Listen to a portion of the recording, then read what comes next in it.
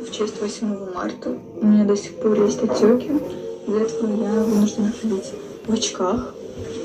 В общем, сейчас покажу все в сторис.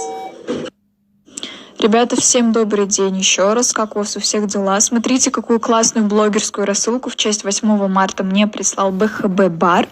Давайте посмотрим, что же здесь внутри.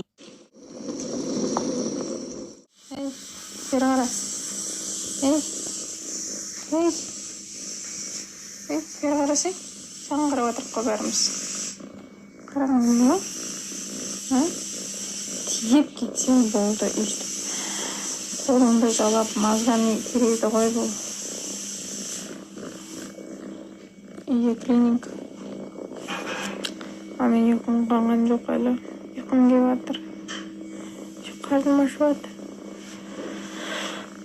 Ой, иә.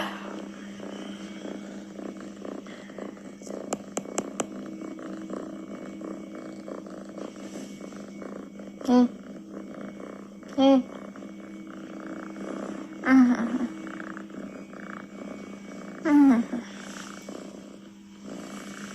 Сөйтіп отырады. Жүре бересің, короче. Нем деген сияқты сол рас. Себебі, былай айтқанда, мен сеніп жүрген жынды екенмін. Былай айтқанда жынды болыппын да, оказывается, ауру болыппын. Былай айтқанда сол кісімен ауырыппын. Вот, сол, короче. Қазір енді фокусым барлығы өзімде. Неше түрлі жағдай өтті басымнан деген сияқты. И қазір жұмыс істеп жатырмын. И сіздерге, если жұмыс керек болатын болса, тоже жазыңыздар. Реально үйде отырып ақша табамын десеңіздер. Мен де енді сөйтіп жұмыс істеп, ақшамды тауып отырған адамым ғой. В принципе, сіздермен де бөлісейін деген ғой. Қалай қарайсыздар? Жұмыс керек болатын болса, иә, жоқ деп жазып кетіңіз. И мен келесі историяларда сіздерге айтатын боламын, қалай не істеу керек. Мен өзімнен жоқ деп айтқан жоқпын. Мен де кінәлі шығармын дедім. Но то, что я говорила правду, если ол нәрсе, например, былай айтқанда кінә болып саналатын болса, может, мен кінәлі шығармын деп тұрмын. А так маған қайта келіп, ау деп ауыздарынан ақ еткіріп көк иттеріңіз шығып, қарғыстарыңды айтып жатқан кезде мен үндемей так отырдым ғой. Барлықтарың енді былай айтқанда жабылып атсыңдар деген сияқты. Я все понимаю. Далбайыпқа дауа жоқ, мазғайыпқа маза жоқ деген сияқты. Бір өңшен кемпірлер жазып жатыр, делать нехуй. Кеміп қалғырлар дейінші. Мазғаны итеріп біттіңдер ғой. Мне что, делать нехрен, что ли? Мен басқа жұмысым жоқ па? Сонда сендерге жауап беруден? Мына жерінде тұр уже. Реально айтам, мына жерінде тұр.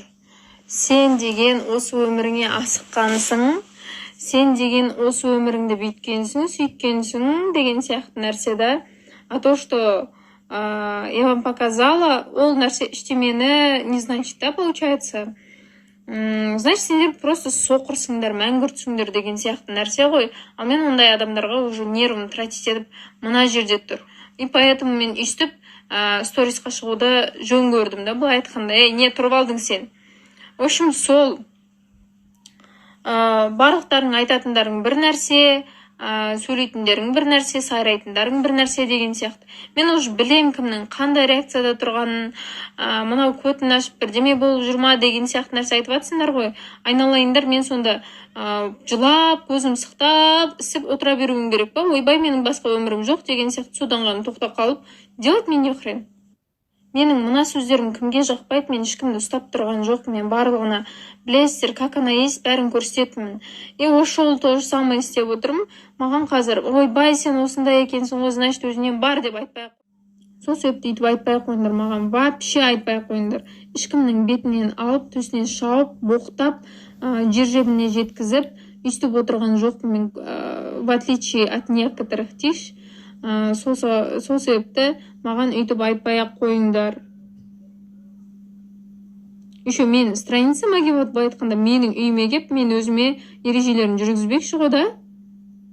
Офигевшие все. Кішкене арттарыңа байқап сөйлеңдер. Каждыйыңды сотқа берем бар ғой тұрған жерлеріңде. Ауыздарыңды байқап ашыңдар. Әрбірден кейін сендер ешкім емессіңдер маған.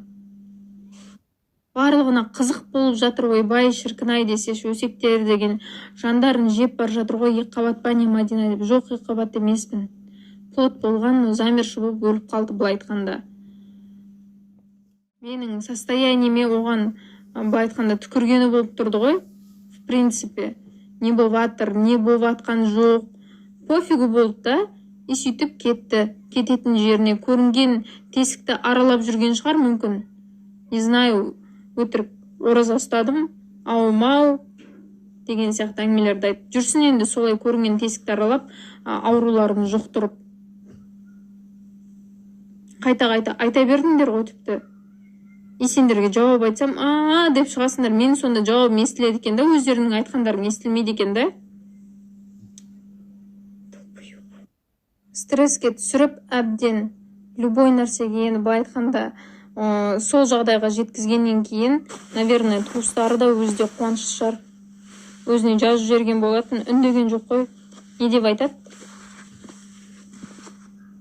Сол сияқты нәрсе үшін айтайын дегенім. Тыңдап болсаңыздар, назарларыңызға рахмет. Жоқ қызық елдер деймін да. До того адамның нервісіне тиюге бола ма?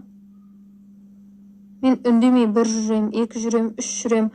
Одан кейін шығады ғой, менде де адам баласым ғой, құдай, менде де эмоция бар, менде де тіл бар, сендердікі сияқты айтатын болсам деген сияқты. Өздерің көрдіңдер, иә? Менде де сөз бар. Кішкене адамда нормально сөйлеу керек қой. Сөйлей алмайсыңдар ма? Онда сендерге то же самое өздерінің тілдерінде ответ қабыл алыңдар. Қабылдай алмайсыздар, например. Мен сол үйге сіңісіп кетуге тырыстым. Барынша тырыстым. Адамдар суық па, білмеймін ғой, енді білмеймін. Мүмкін андай не то қараған көзқарастар үшін, может, мен жабылып қалатын шығармын қайта-қайта. Бірақ дегенмен мен тырыстым қанша рет. Фархатты да сүйредім. Алып жатқан рекламалары, бүкіл былай айтқанда, мен сені алып тұртқызайын, осы кісіге айтайын, не сен де реклама түсір, сенен бүйт, блогты жүргіз, сторисің түсір деп мен айтып жүрген болатынмын. На самом деле барлығын сіздер іштемені де білмейсіздер ғой, на самом деле қалай болып жатқанын іштегі. Мен іштемені сыртқа бетіп шығаруға тырыспайтынмын да. Үндемей-ақ қоя салатым, осы Фархаттың беті ғой, Фархаттың жүзі ғой, осы үйіндегі болсын, сырттағы болсын, осының абыройы ғой дейтінмін. Бірақ мені ешкім ойлаған жоқ та, сол үйдің басқалары да, өзі Фархаттың өзі де. Мен енді окончательно сіздерге барлығын айтып берейін, иә. Осыдан былай Фархатқа маған Фархатты айтып керек емес. Қосылыңдар, басқа нәрсе, сен нәрсін, деген нәрселер керек емес. Одан кейін менің каждый сторисімді алып тиктогына, басқа жерге салып отыратын жәлептер маған енді істерің менмен болатын болсын. Өйткені барлықтарыңды мен кәдімгідей алып соттататын боламын.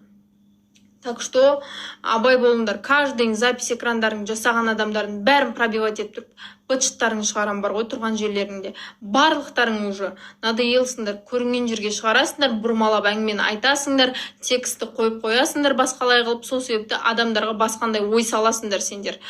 Одан кейін Фархаттың істегеннен кейін, істеп жүргендерінен кейін менің көңілім әбден қалған, и оған былай айтқанда енді оның атын да естігім келмейтін жағдайға жеткен болатын. Сол себепті барлығы бітті.